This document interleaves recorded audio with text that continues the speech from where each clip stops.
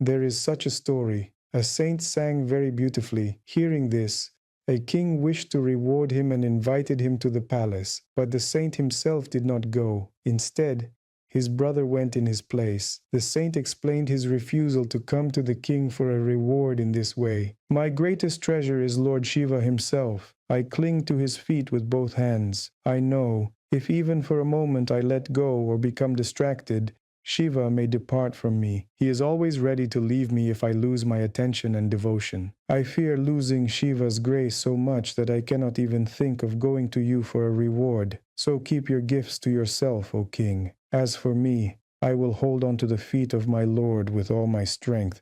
This was the mood of the saint. A true saint knows that if he slightly loosens his grip, if he ceases to hold to Shiva's or Dattatreya's feet, they will quickly disappear. For this is the nature of the world. The material world is arranged so that everything in it is impermanent, everything slips away. And to prevent this, we must not stop only at jnana. We must develop not only jnana Shakti, wisdom. We must understand that we live in a world made of energy, of Shakti. The whole universe is Shakti, and the laws of Shakti operate within it. The laws of wisdom govern this world indirectly and subtly, but immediately and directly, this is a world of Shakti, the power of energy, and we must learn to serve the divine will, to learn to be its instrument, to learn to discern between the divine will and the will of the ego, to understand what the divine will is, how to serve it and open to it, how to unite the divine will with our own will, how to realize Advaita through the union of one's own Ichcha Shakti with the divine, how to recognize one's own will as one with the divine. When we learn this, we gradually transcend the ego, and with it, illusions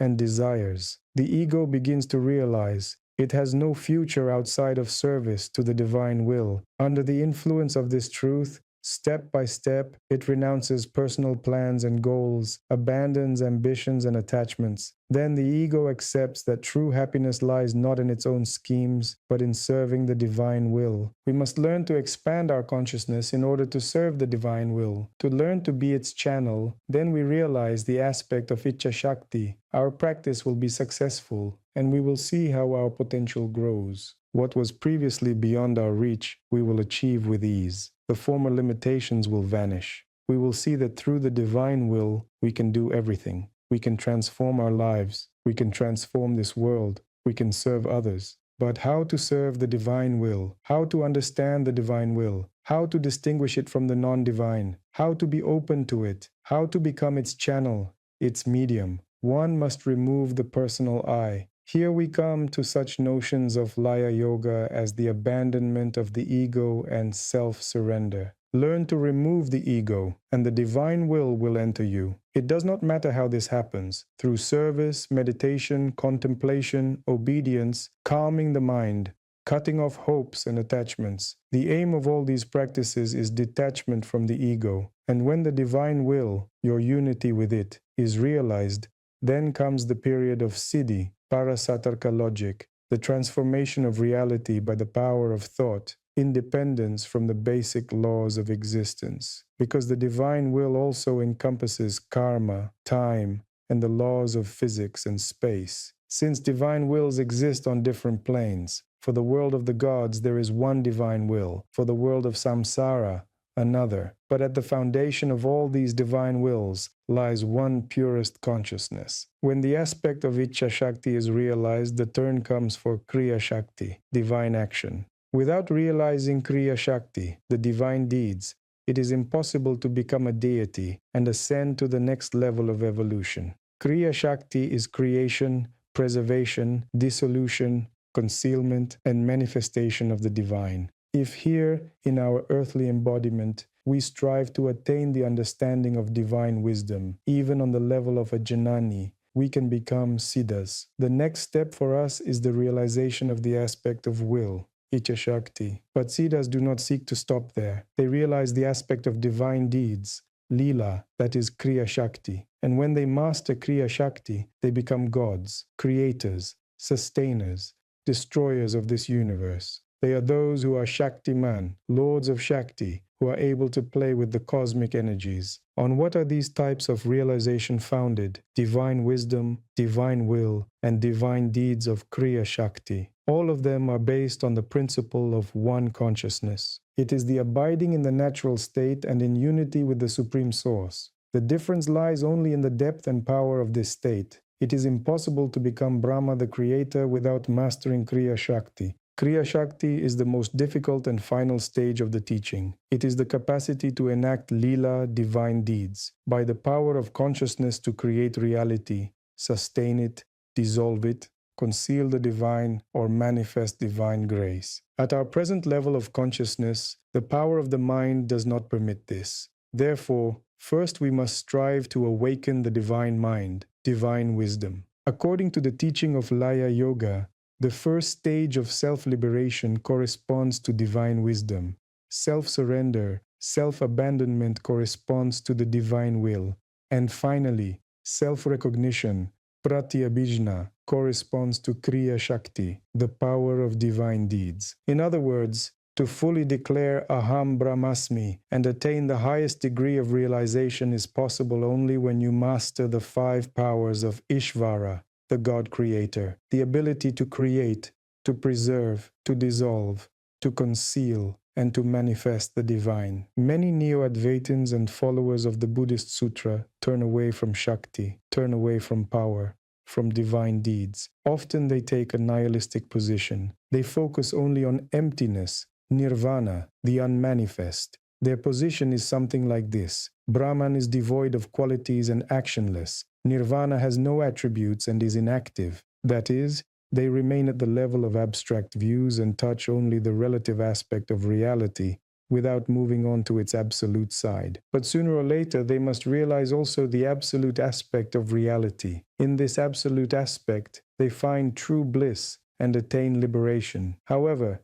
in relation to Maya, the external energy, material illusion, they take either a negative position, as in the sutra teachings or certain schools of Raja Yoga, or a position of total denial and non-involvement. All this is illusory. Therefore, it is better not to touch it. But the position of the siddhas is different. The position of the school of siddhas is this: it is impossible to realize the state Aham Brahmasmi without realizing the divine will and divine deeds. For Brahma creates the universe. He governs this universe. He rules over all the tattvas. Therefore, the realization of Brahma is profound and genuine. Thus, it is necessary not only to develop divine wisdom, but also to comprehend the divine will and to master the divine deeds. All this is a very exalted philosophy of the teaching, belonging to the category of darshana, view. But it is important to understand how this philosophy relates to our lives, and it relates to them in the most direct way. We must learn to cultivate and realize divine wisdom for the sake of our own happiness. This helps to be freed from ignorance, from the confusion in which we live, from illusions, from the dreams of the mind, from identifications. We must realize the divine will, serve it, open to it. This is necessary in order to govern our lives, to transform them from an uncontrolled process into a process guided by the divine will. At present, it cannot be said that our lives are directed by the divine will, except for those who have sufficiently purified their minds. More often, our lives are governed by the will of the ego, the will of karma, the will of worldly desires. This uncontrolled process is karma, reincarnation. Then one must ask oneself, whose will do I serve? The will of my ego or the divine will? If I wish to serve the divine will, how can I recognize it? How can I become its instrument? How can I serve it? Will I serve the divine will if I continue living my former life, the life of my samskaras, my karmas, my vasanas? Perhaps God has other plans for me, but I do not allow them to be fulfilled. I do not listen to them. I do not hear them. I have so many of my own plans. Wait, I have other plans, we say.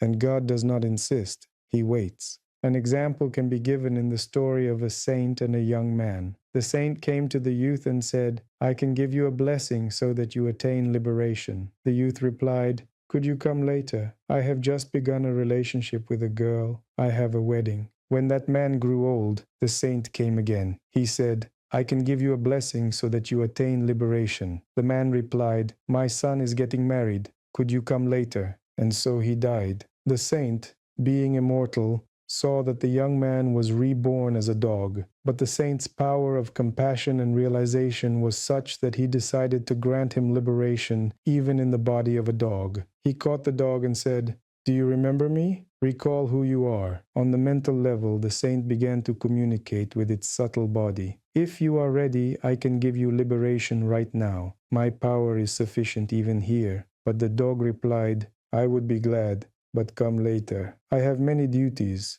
I must guard the house. I have my kennel, and recently a new dog appeared at the neighbor's. That interests me." Such is the nature of samsara. The ego is never ready to fully serve the divine will, for as soon as it begins to do so truly, its habitual existence ends, and samsara loses its hold on it. The ego instinctively resists, creating various obstacles and distracting the mind with external cares and desires. Even when the mind aspires to liberation, the ego constructs illusory situations to preserve its self-existence. It generates events, distracts attention, creates material concerns, because it does not realize that true happiness is attained through service to the divine will. Our task is to gently guide the ego, helping it to understand that its true good lies not in sustaining its own existence, but in serving the divine will. Through this, it gradually realizes its secondary place, accepts subordination to God, and becomes a channel of his energy. The ego loses nothing. On the contrary, it blossoms and is purified, manifesting as a function, as energy, and not as an independent personality. I tell all disciples, if you truly aspire to the knowledge of divine wisdom and reality, do not limit yourselves to meditation and contemplation. Strive with all sincerity and self-surrender to serve the divine will. Make service to the divine will the meaning of your life, a mission for many lifetimes. Strive not to depart from the divine will. Become a channel of the divine will. Learn to discern what is the divine will and what is the will of the ego. Cultivate viveka. Only through devoted service to the divine will, through the harmony of wisdom, will, and divine deeds, do we open the true freedom of the soul. Freed from the chains of ego and samsara, we become channels of the supreme energy, attaining clarity, power, and liberation.